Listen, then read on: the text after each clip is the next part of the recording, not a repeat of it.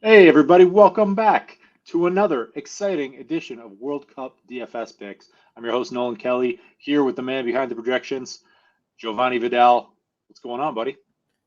Not much. It was a good day of games. Some drama at the end for Germany, and I don't know. Maybe Spain just said, "Let's hold back and let's It was let's close there, man. Spain yeah, almost got eliminated, right? When Costa Rica was winning. Yeah, yep, very crazy stuff. The commentator as well on the Germany game got confused and was like, and Spain's about to go out. And like the goal differential is like 12 different between these two yeah." teams. It's ridiculous. Anyways, all right. Well, we got a four gamer, our final four gamer of the World Cup, man. Time goes fast. That was crazy. Groups G and H will finish off their play tomorrow, 10 o'clock and 2 o'clock Eastern. Before we get into things, let's give a little shout out to our sponsor, No House Advantage. Click the link in the description, get $50 deposit bonus free. You can play versus the house, collect like 5 or 6 picks. You can get up to 21 times your entry fee, or you can do contests that overlay all the time. They don't have ones for soccer, but they do have NBA, NFL, thousands and thousands of dollars in overlay because they're sizing their pools up in order to get more people to join, attract more players, which means free money. What's the number one thing, Giovanni, you can do to make money off these sites? You take the free money when they give it to you. Take the free money when you give it to you. I like it. All right, let's get into it. We got a four gamer tomorrow. South Korea, Portugal. Portugal minus 130 favorites. Ghana, Uruguay. Ghana plus 390. Uruguay minus 140. Cameroon, Brazil. Brazil big favorites. Serbia, Switzerland. Pretty even match right there. Actually, should be a really good one. What's your overall thoughts on the slate, just from first impressions?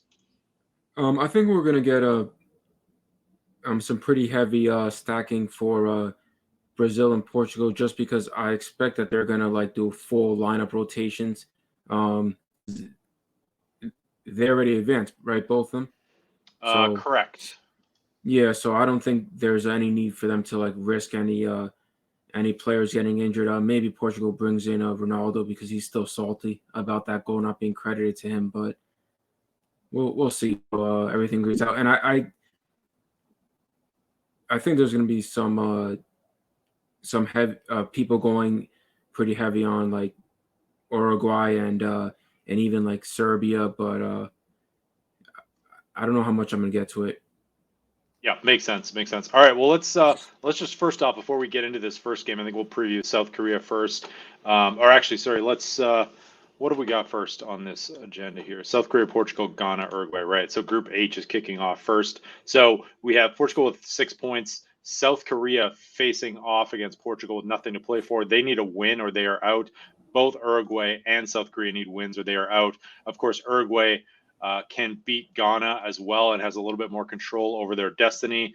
South Korea minus 1 goal differential, Uruguay minus two. So Uruguay is going to be trying to score goals as well. But essentially, if Portugal does take care of business, which who knows, given the fact that they have nothing really to play for, the Ghana or Uruguay would win if that happens, or would advance. I'm sorry if that happens. So Uruguay hasn't looked that great, but let's get into the slate here. South Korea start things off up against Portugal. What am I doing here? KOR. What's the code? There we Yeah, go. it should be KOR. All right, talk to me. We got Sung Hyun Min, 8,300, pretty high floor. I'm guessing South Korea will do a little bit better than people expect with Portugal not to play, having nothing to play for. Kim Moon Hwan as well. We've seen, I think, before in the projections, and goalkeeper as well, rating out pretty high relative to the rest of the South Korean squad. But looking at these numbers here, I'm guessing you're not going to get to too much South Korea.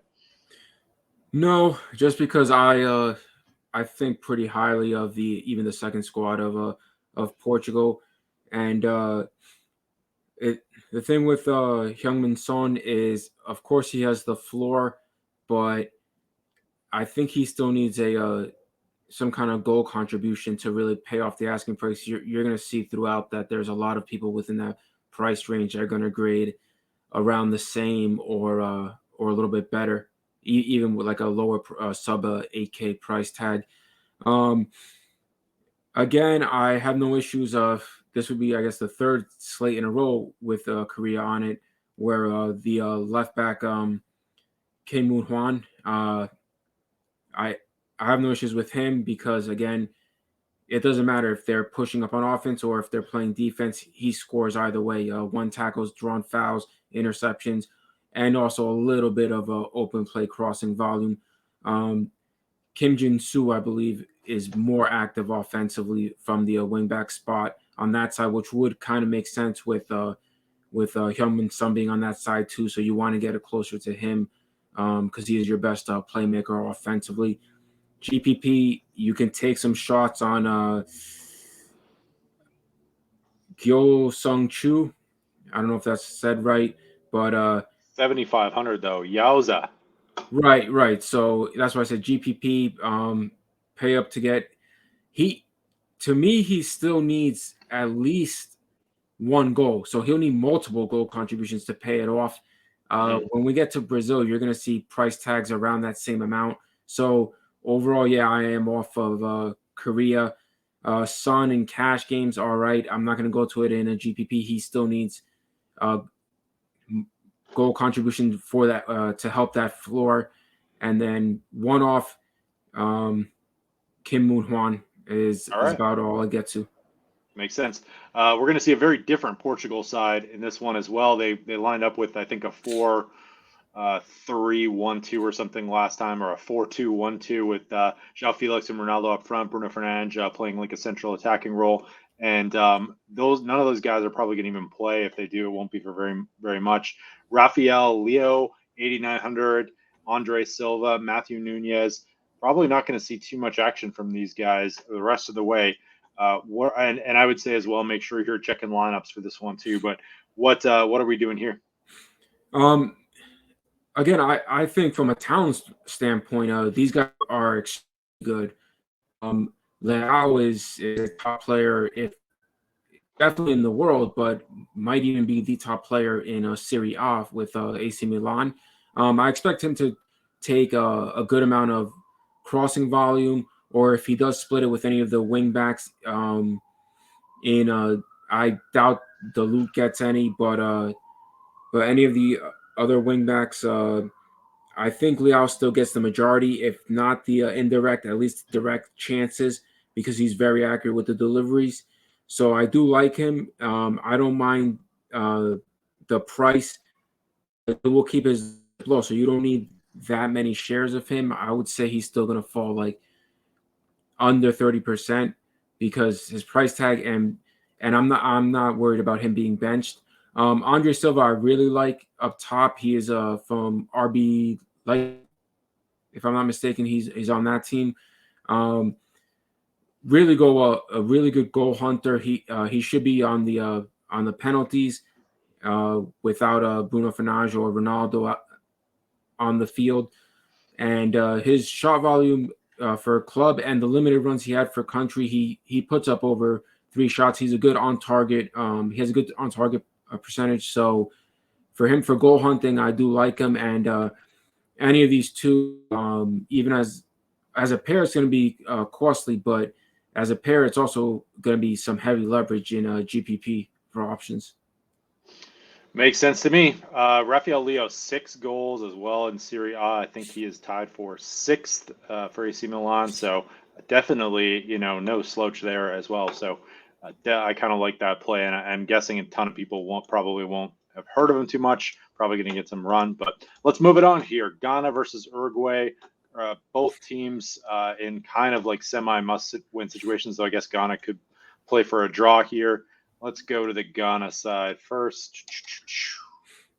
There we go. Mohamed Salisu, Mohamed Kudus, Jordan Ayew, Andre Ayew. Andre Ayew scored last game, and Inaki Williams as well. Kind of all 3 of those guys up front. What are you doing with the Ghana side? It's tough to go for anything more than like a 3 stack, in my opinion, because they are going to try to manage the game. Obviously, 1 goal is not safe, and they can't handle they can't take a loss in the game. But I think they'll play their style, which is defense first, and then they'll take their chances. So, and one thing I'll say is they're very confident in their backline. Their backline, I believe, with the exception of Mensel, they're all EPL starting defenders. Tariq Lamptey has the issues on Brighton with injuries, but they're confident enough in their back line that they'll let their forwards push up on the counter. So kudos once again, just like the last video when we had Ghana. I do like him a lot. I don't think his price has adjusted enough for his role. 2 goals last game as well, so maybe some recency bias there, or yeah. So he might get some ownership, but I think there'll be a lot more ownership on the coming in on the Uruguay spot, considering they need a win, and I believe they also need a goal differential for some kind of or a win might do it for them. So a win, they have -2. South Korea is -1. Ghana is 0. So if they win over Ghana, they will overtake them with 4 points. But then South Korea could beat them with goal differential, essentially, if South Korea were to beat Portugal. So a win by a lot of goals would probably send Uruguay through, but that's probably not in the cards. All right. Any final thoughts on them? Should we move it on to Uruguay? Yeah, I think in GPP, Jordan Ayew is fine. Inaki Williams and Andre Ayew, they're goal dependent, and I do think Uruguay has a really strong defense. So I won't really be getting to them, but Ayew, considering he takes indirect sets, and kudos. I wouldn't pair them, but one or the other as one-off options. I do like getting a little over whatever the ownership comes in at. Sounds good. Moving it on. Uruguay. They lined up last game against Portugal in a 3-5-2 with Cavani and Darwin Nunez up top. We got some Matthias Oliveira projected for decent value, 5,300. Federico Valverde as well. He is getting some run on this side. Darwin Nunez, pretty cheap. I'm sure he'll draw some ownership given familiarity with Premier League sides. What do you see here? What do you like? Valverde, I do like he's on the set shares. Oliveira is fine because he's the wing back, but he's playing more as an attacking wing, and they're going to be pushing up to get the win. They can't rely on managing the game and then taking a chance and then hoping that they connect on those solo chances. They have to barrage a bunch of chances against this opponent. Yeah, I forgot who it was again. I thought it was Cameroon for a minute against Ghana. So Oliveira and Valverde, from an open play standpoint, they don't need goals to pay off the price. They're fine with one tackles in the midfield, interceptions, and then their crossing volume, and their heavy crossing volume issues. A cheap option on the opposite side. He was cheaper the previous slate. His price has come up because his price was completely mismatched at like under 3,000 the previous, but he is pushing up on the offense. Is Varela on the opposite wing. I think the majority will go through the Oliveira side because that does have Valverde in the middle, so quick passes and created chance rates between them. GPP play that I think will not draw that much ownership, considering the amount that considering in stacks of Uruguay, you'll see a lot of Nunez or Suarez or Cavani, whichever one starts aside him, and Oliveira and Valverde. I think a good mix into that for GPPs for upside is Bentancur, just because he is pushing up with them. He's not shy to shoot. He has goals for his club team in Tottenham, and he should have had some goals for Uruguay. He just faltered at the end, and I believe he got robbed on a really nice save. So he is pushing up and taking his chances. I think he's a good option that will come in at low ownership because he's not at the like sub 4K price range. Makes sense. How much ownership do you think Darwin Nunez gets?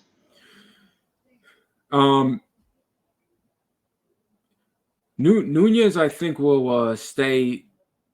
No, he's definitely going to push well above, I think, 25%.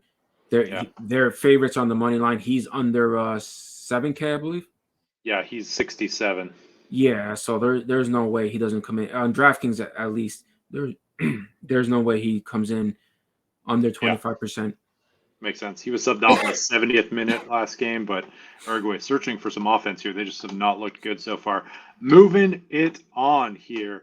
Cameroon v Brazil. Cameroon, the biggest dogs on the day, plus 700 to Brazil, minus 255. Let's switch it over to the Cameroonian side. KNR, is that what I'm looking for? There we go.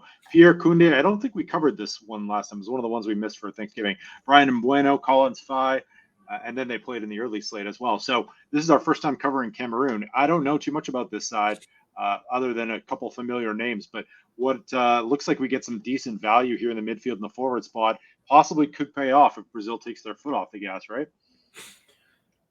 Yeah, but similar to Portugal, Brazil's rotational pieces are still an elite squad. I mean, they could have been a team qualifying for World Cup on their own, and we'll get to them after. But yeah, the Cameroon side need a win, right? They can't settle for points because they have well, actually, yeah, they have a chance to come in, but they need a straight up win, right? Because they have to hope that there's like a draw between Switzerland and Serbia.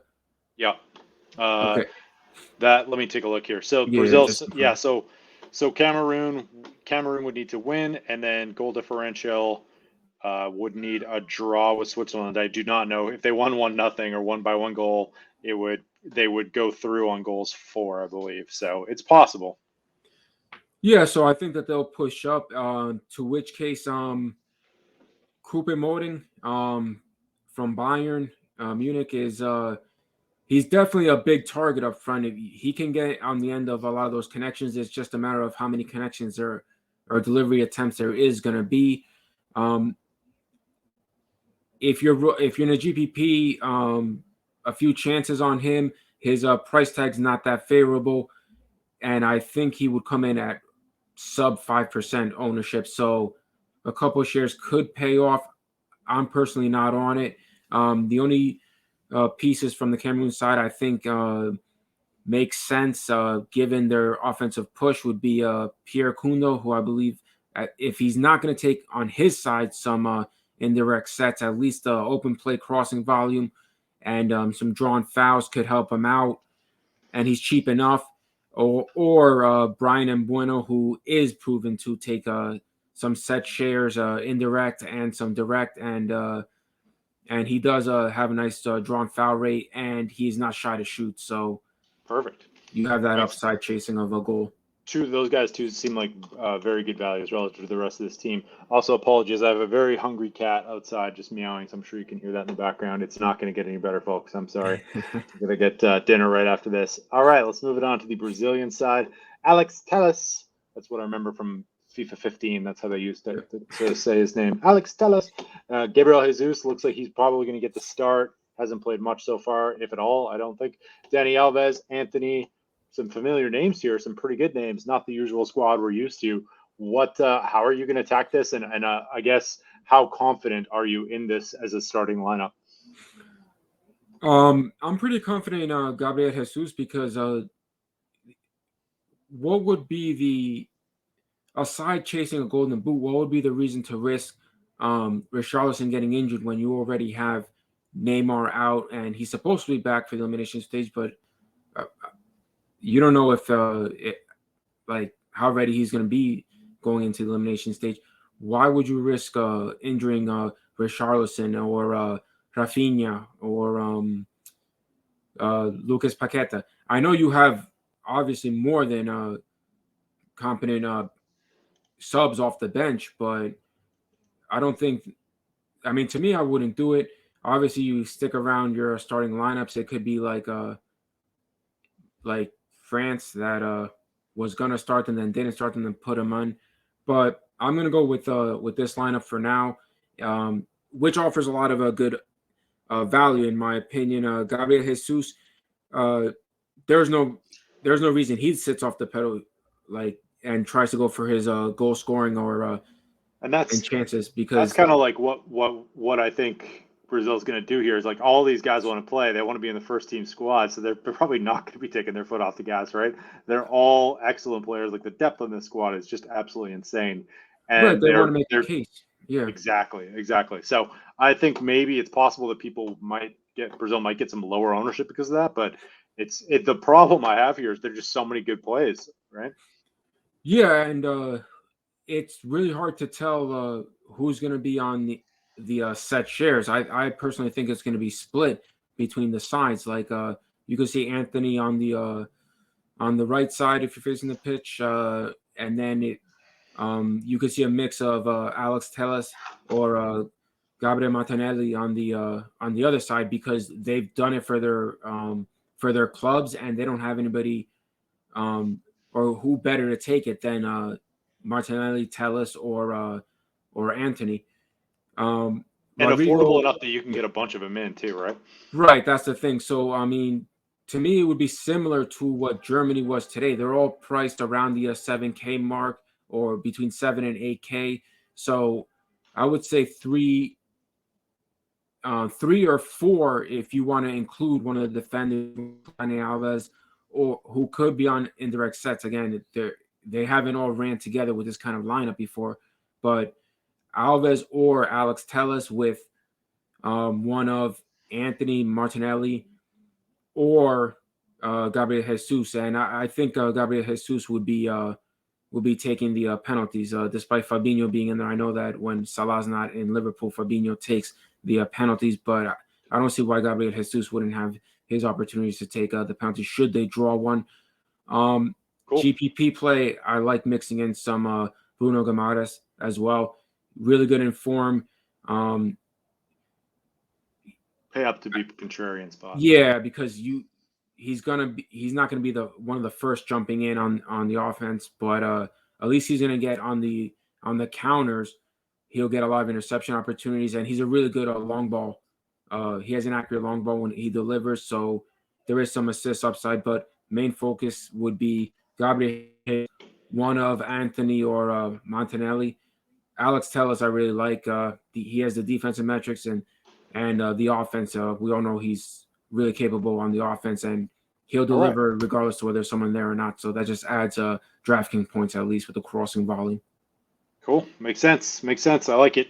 All right. Before we move on, just a shout out to our sponsor, BetMGM, or I should say, friend of Stokastic. BetMGM, bet 200, bet 10, win 200. You've probably heard me say that before if you've watched this show, but that offer expires on Sunday, so don't forget to take advantage of it. Are you going to bet? If you're American and you're watching this, you got to bet the home team, right? Absolutely. Saturday, Netherlands, go pop $10 on the U.S. If they win, great, you win. If they lose, you still get $200. It doesn't matter. You get $200, $200. So take it when you can get it, and helps us out a lot if you click that link in the description or the pinned comment, and we appreciate you. So let's move it on to our final game here, Jovanni. We got Serbia, we got Switzerland. Do you expect a high score here? What do you think this is going to look like?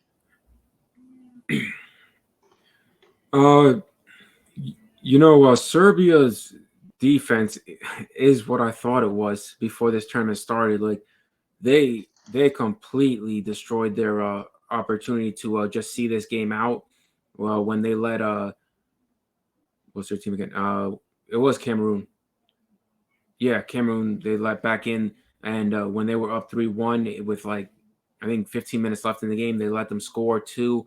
I think Switzerland will. I believe the winner of this will go on in second to Brazil, if I'm not mistaken. So Switzerland, to me, I think has the slight advantage. I'd like their chances better if Xherdan Shaqiri does. I know does start. I know he sat out the previous game with hamstring, like some tightness in a hamstring. But I would expect him to give it a go in this, and he takes all the sets. So I give the edge to Switzerland, but I think it's going to be a low-scoring game. Let's break down the Swiss side here. So Ruben Vargas, Xherdan Shaqiri, 7,800, 14 points for. Breel Mbolo as well. I believe he got subbed off last game. I thought it was fairly early, but I might be imagining things. 76 minute, that's not too bad. That's pretty par for the course. 6,500. He's quick, I believe, right? So are you going to be doing any Switzerland stacks in your lineups, or just kind of one-offing a couple of these guys?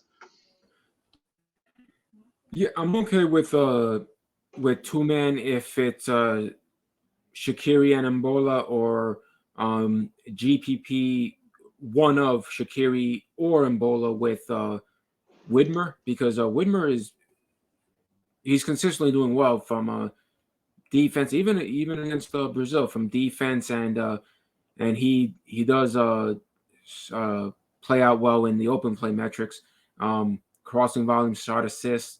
So I don't mind him as a stacking piece with them, but I wouldn't go more than 2 man.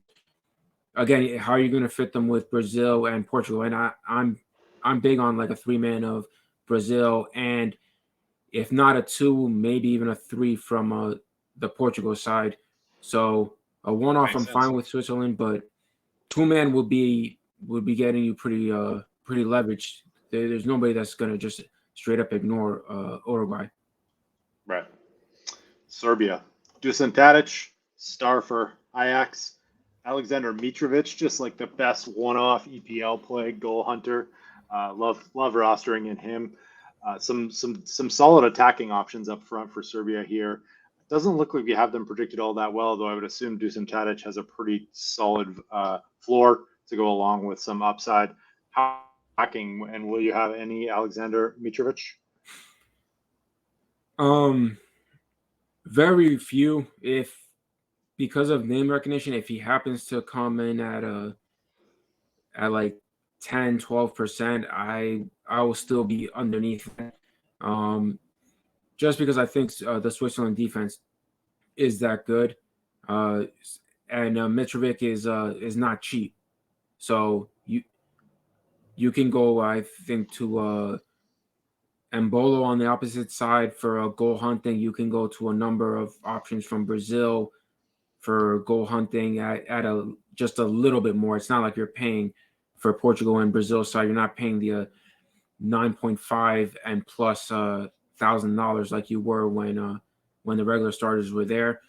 Tadic, I would have some interest just because he does have like a floor, and they need a win. It's not like they can try to manage the game, and they can't rely on a draw, right? I think Switzerland has the advantage on that because Serbia only has 1 point, correct?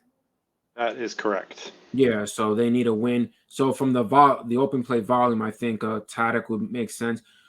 A cheaper option than Mitrovic for goal hunting would be Sergei Milinovic-Savic, the one that's good, not his brother. The keeper is not good at all. So I have no interest in him. But Milinovic-Savic, even for Lazio, he's a good attacking piece. He'll jump in, and you figure Mitrovic draws the attention. You can get some open looks from Milinovic-Savic, so he doesn't cost that much. And also on the wing, as a one-off, that at least because of the open play, and he does deliver and create chances and gets those shots assists, is Svrkovic.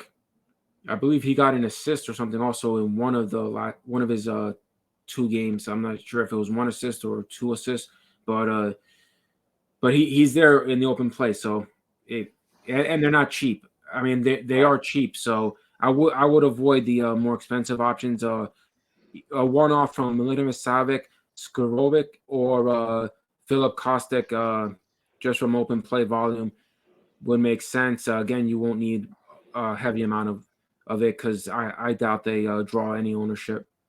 Cool. All right, that's gonna do it. I can't remember. I don't think I was screen sharing for the Switzerland side, so we'll just give you a little taste right there. Ruben Vargas 10, Xherdan Shaqiri 14, Brillon Bolo 11. Don't forget to sign up for a package as well. We have $14.95 soccer DFS packages going. We might have a little deal coming for you as well next week for the rest of the group action. Actually, maybe we'll start it up tomorrow, Jovanni. We'll do a half World Cup on the halfway through the World Cup package. So stay tuned for that as well. And let's get out of here. But before we do, give me your top 3 owned plays tomorrow's slate. Rafael Leao from Portugal. I like that he's not underpriced. It'll keep his ownership down, in my opinion. So I'm going with him as my highest owned. And he's a star in his own right. He has a scoring upside. He has the floor from set pieces. Right. My second, I think I'm gonna go with Federico Valverde, mainly because he's from Real Madrid, but he takes the indirect sets, and Uruguay is gonna be pushing for the win. So I think he's a big piece of that. And finally, I'm gonna go with Gabriel Jesus. I can't imagine he's not gonna do all he can to score some goals, because could be his limited chance, barring any kind of injury to Richarlison going forward. Beautiful. That's going to do it for us. I apologize for the cat in the background, but don't worry, the cat is about to get fed. So we're going to get out of here. We'll be back for the knockout stage starting tomorrow. Thank you all very much for watching. NHA, free $50. BetMGM, free $200. Use those links in the description. Jovanni, let's get out of here. All right, thank you guys.